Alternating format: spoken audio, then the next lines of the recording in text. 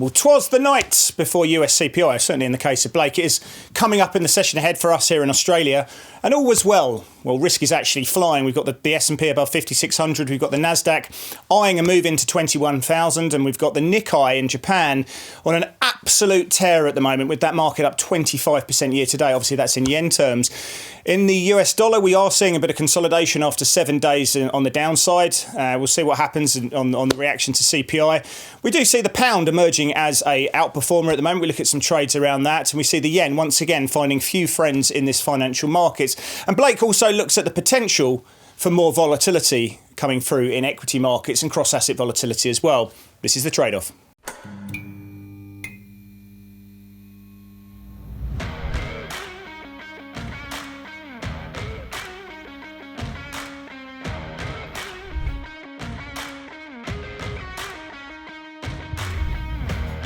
Well, hi there, my name is Chris Weston, Head of Research here at Pepperstone. I'm going to be joined, as always, by Blake Morrow from Forex Analytics. Mr. Blake Morrow, would you come into the programme? I've got a bit of a spring in my step this morning. I was that obnoxious Englishman on the train coming in, watching the game on my iPhone and screaming at all the wrong times when people are looking at me like without having an absolute clue what's going on. But we've made it into the finals. Happy days. Do you watch it?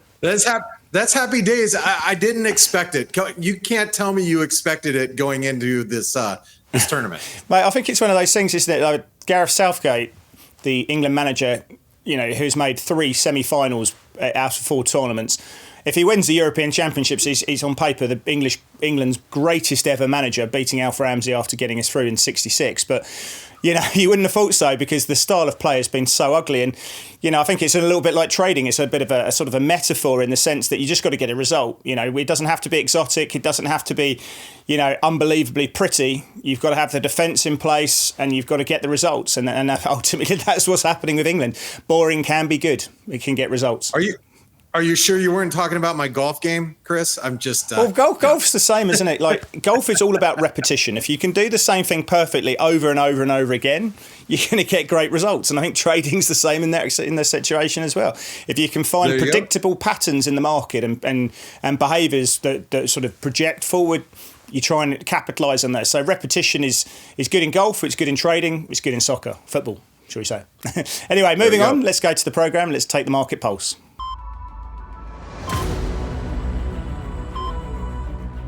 All right, less of the football metaphors now. Let's go straight into the action. Look, we got risk on the front foot here. I mean, look, overnight, we're just in the session you've just rounded out. The S&P's up 1%. We're just breaking levels left, right, and centre.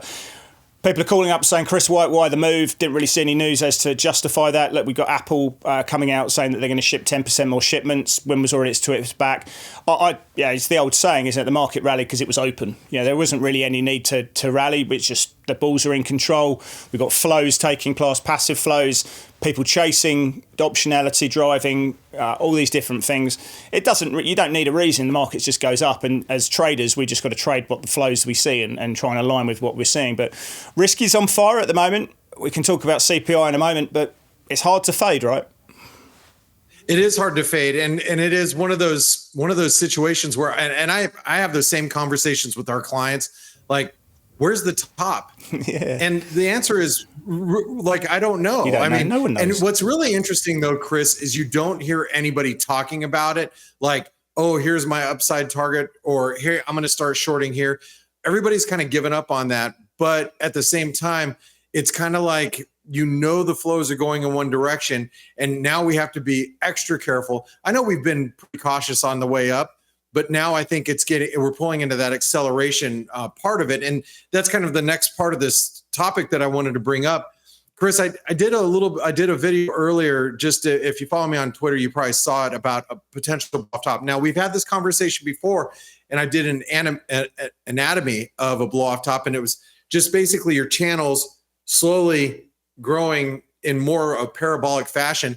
And basically, we're at all-time highs, and those parabolic channels are moving almost to a point where we're almost moving vertical. So I'm going to throw out the warning again that we're seeing this massive acceleration, and we have to be a little bit careful at this point in time. But I want to ask you, is tomorrow's CPI, is it a potential for us to have a blow off top? Well, let me first things. We've just seen the S&P up 7 days in a row. Since the beginning of 2020, we've seen 9 occurrences taking place. So it's quite rare. I mean, the last one we saw last time the run of form was in August of 2023. Now, in 70% of those occurrences, it was down on the 8th day. So statistically, you could say that there's a higher chance of it falling on an 8th day because the elastic band's been pulled back. That said, if you take it out of how the market performed 10 days after we've seen 7 days, in nearly all of those circumstances, the market was higher. So it's up 7 days for a reason, right?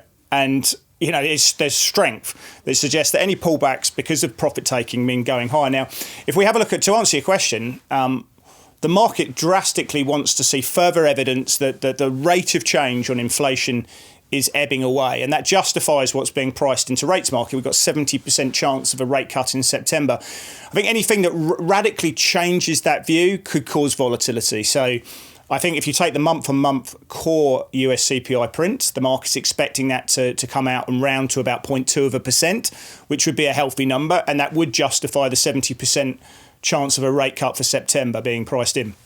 What changes that? I think it has to be a number above 0.35 of 1%, which would really surprise the market. If we got that on a month-on-month basis with core services rising, the market would say, hang on, that 70% is just not right. It should be 50% or lower. And that's where you see the dollar spiking, front-end yields moving up, and equities would come under pressure. That would be the scenario. Obviously, if we to get anything below that rounds down below 0.2%, you're going to see the equity market take another leg up because it just reinforces the idea of what we've been seeing. So for me, it's that 0.2%. It's that 0.2%, which is my central playbook. And I'll throw it back to you, Blake. I mean, the same thing's true. Everyone's watching the CPI print. I know that Powell was sort of changed it away from the super core number and say he's not really looking at so much. It's more about inflation and the labour market now. The labour market sort of leads into inflation. But the market's going to be looking at this one. So what's your sort of dynamic that suggests that if CPI is to derail risk, what's the number you're looking at? Well, the number to me is irrelevant, and not so irrelevant because I'm not going to be here dicing the number. I'm going to be basically looking at market reaction. Because I can actually justify the market going higher, even if inflation comes in line with expectations or even slightly higher, because the market's going to say, well, we're not going to get a rate cut in September. Maybe we won't even get one until December. And we all know that the stock market only goes down when they start raising rates. So let's keep buying stocks. So I can argue, lower inflation, better for the markets. The market's going to rally, seeing that there might be cuts coming sooner rather than later. But I can also argue the other way. So I'm not going to focus so much on the data coming out. I'm actually going to be looking at the 10-year because the 10-year is right up against key resistance. And I'm going to be watching this dollar because the dollar does, in my opinion, look kind of vulnerable here. Well, that's the thing I was going to say is that if you were to get a higher CPI number, when so many of these growth metrics are not like alarming, but they are definitely slowing down. We've seen that in the economic surprise indices. So if you were to see inflation sort of pick up a little bit there and growth continue to dissipate, that's a toxic combination for risk, in my opinion. Maybe it doesn't derail Nvidia because not much does, and not much derails, but it would definitely hit the small caps and the more cyclical areas of the market, right? Yeah, well, that's a great point because you're just basically outlining stagflation. I mean, persistently high inflation, and we are seeing growth metrics start to slow. You're seeing the jobs market. I mean, it's increasingly apparent that FOMC regional governors are starting to worry about jobs, and rightfully so. Yeah. So I think you outlined it perfectly. I don't think jobs are that bad. Like, I mean, you've got an economy that's gone from 4% to 2%. That warrants a higher continued claims. It warrants jobless claims going up to 240,000. But it's a 2% economy, which is exactly what the Fed want. It's the time when we start talking about recession, which we're not at the moment, I don't think. But the Fed must be happy with what they're seeing. They've tried to engineer a slowdown, consumption falling. And the level of jobs in the weekly jobless claims and what we're seeing in the unemployment rate, all of these factors a thematic of an economy that's going from 4% to 2%, which is what they're trying to do. So I feel like they're probably very much in control. I just want to touch on the pound because we just got that one up there as well. I mean, I've got a few charts there as well. I mean, the pound's emerged as a bit of a leader. We've obviously had the election that's gone as everyone expected, and there's going to be some fiscal impulse coming through. But yeah, I mean, how are you quickly trading the pound before we go to some of the setups there?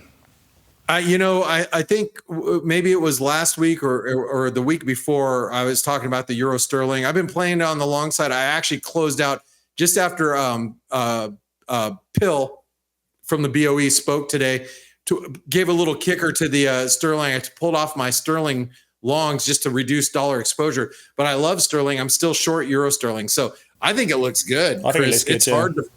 It's hard to fade right now. And I think the charts that you brought today are really going to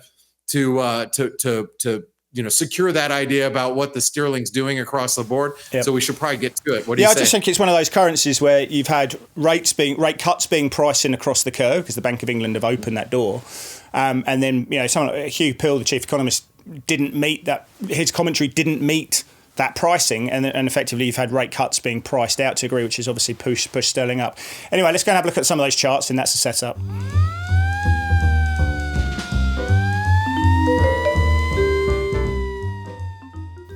Yeah, so let's go straight into cables. So we've got the daily chart as always do. So we had obviously a really nice run up through April into June. We pulled back to the 50, sort of oscillated around there. The market didn't really know what to do, but then we sort of had this nice springboard back into really the sort of closing highs around 128.20, where we've now had that firm breakout, and the market pulled down to some of these short-term moving averages. I've got the 9-day, which I like to use or 5 or 9-day, which I like to use as a sort of a guide, really, just to sort of keep me honest and directionally in the right direction, and it's just pushed through. Yeah, obviously this was a reflection of so much being priced for the August Bank of England meeting, and that's been pared back a little bit because of Pill's comments not necessarily opening the door to that as much, and then we're at about a 50% chance of a cut from higher levels.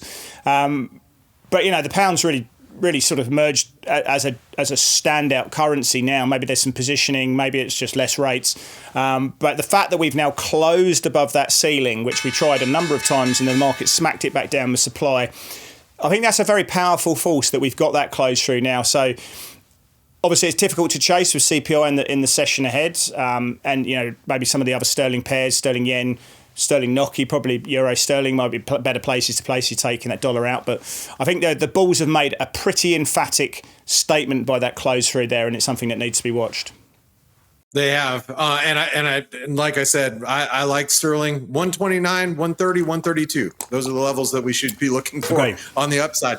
All right, let's take a look at my first setup here, which is going to be volatility. Now, Chris. Volatility, as you can see here, and I don't like doing chart patterns on the VIX necessarily, but what I'm trying to illustrate to you is that we are at really critical support. We are building some sort of triangle, and we are coming into a period where volatility tends to pick up in the markets. I know a lot of people are thinking, well, we're in slow summer months, but volatility can pick up because we've had such an extended move to the upside in equities, and we have some big risks that are going to be surfacing, and the market's going to start pricing in the election risk here over the next, I would say, maybe over the next 2 weeks to 30 days, if not tomorrow, starting with CPI. Now, volatility doesn't have to necessarily go up because stocks are going down. We could be moving higher aggressively, and the VIX could pick up as well. But I like the fact that we're near a lot of support. I like the fact there's a lot of event risk over the next couple of months, and I think volatility could be good for some calls to the upside. Well, I think a lot of people are buying volatility, but only around the sort of October contract, the futures, because that's where the election falls over. So you are seeing a big kink in the curve. But I mean, right now, until realised volatility in the S&P picks up, it's difficult to see implied moving up. But yeah, like anyone else in the trading community, I'd love to see a bit of life in these markets and a bit more movement away from the mean, effectively. So volatility, bring it on. Anyway, let's go to the S&P, because this is the one that a lot of people are talking about at the moment. It goes up, it goes up, it goes up, and it consolidates, it goes up. But we've just had 7 days in a row now as I said, where the market is now up consistently, and it, you know, it just keeps finding buyers. We saw banks really putting their hands up earlier in the week. You know, Citigroup, Bank of America looked the goods. Wells Fargo was doing all right. JP Morgan's not too far from an all-time high. The XLF was ripping, and banks were leading the charge. Now they've just sort of rolled over a little bit, and the leadership was once again being re-established by Apple and by Nvidia, Microsoft. All these big names have taken there. So yeah, the rotation out of big tech, AI-related names, semis, stocks, it doesn't last very long. It seems to last 1 or 2 days, and then it just finds its mojo back in. And then with that in mind, we've realised volatility so low, not really anything plaguing the market, and we're coming into earnings where expectations for earnings are very, very high. Let's not forget that they are very high, but they're high for a reason, and people just, you know, everything bad news just gets moved off. It's a Teflon market, so I like it higher. We obviously have come to a very, very stretched level. People talking about RSIs, it's nonsense, to be honest. It just tells you a bit of risk reward, but I wouldn't be selling the market because the RSI is at 81. But look at that chart, Blake. I mean, it's a beautiful thing. And I see pullbacks being shallow, and, you know, I'd be using them as buying opportunity, unless something that really came out that we don't know made me reassess that. I think the market trades high from here. All right, Chris. Well, my last setup is going to be the Aussie Kiwi. And, you know, we had this nice breakout following the RBNZ last night, but we met with verbosity, a confluence of the 618 retracement of that entire chart that you see there, which is, you know, a lot of data. It's like a year and a half worth of data. Say all of that after 5 or 6 drinks. That's right. But we also had 127% extension of the last move lower. It's been an extended move. It's been a great move higher, but we've really managed to hit some pretty key resistance up here around the 111 level. Now, I am looking at, as long as it stays above 110.50, there's no reason to be on the short side of this. However, if it dips down to 110.50, that'll be a nice little place to pick up on the long side. The flip side is a break above the overnight highs, or maybe let's call it 111.12 or 111.20, excuse me, 1.1120. I think that's going to be a bullish breakout. So it's a setup right here, and I think you can play it in either direction, but that's why we have setups, and I think this is going to be a pretty key pivot for the Aussie Kiwi. Yeah, and just to add to that as well, next week we got the New Zealand Q2 CPI numbers. The RBNZ will be looking at that one very, very closely, and of course at the end of the month we've got the Aussie Q2 CPI numbers, and that could make or break a rate hike. Yeah, in the August meeting as well. So 2 pieces of information which feeds into this pair that I think could materially change things going forward. Anyway, let's go to play of the day.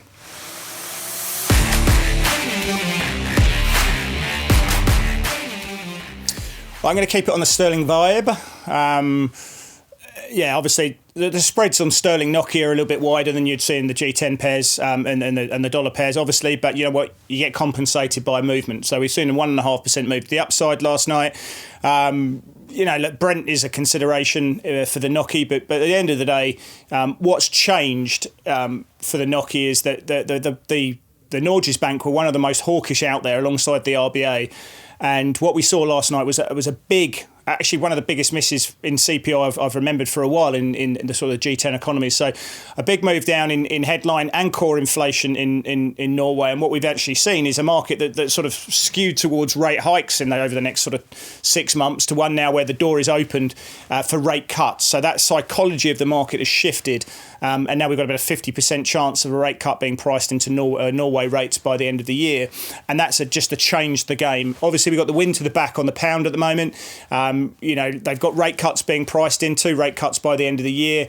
But if the data starts improving a little bit, perhaps some business, some sentiment upshift, you know, some of those rate cuts could easily come out. But I don't think we're going to get much more than what's being priced in. Plus, we've got the technical setup. We've got that really nice double bottom in place. I think this trade's higher. I think pullbacks would offer me a gift now. I think sterling's going to outperform both on a fundamental and a technical basis here. Ooh, I love that play of the day. I love buying dips into that double bottom. Woo, that's a good one, Chris.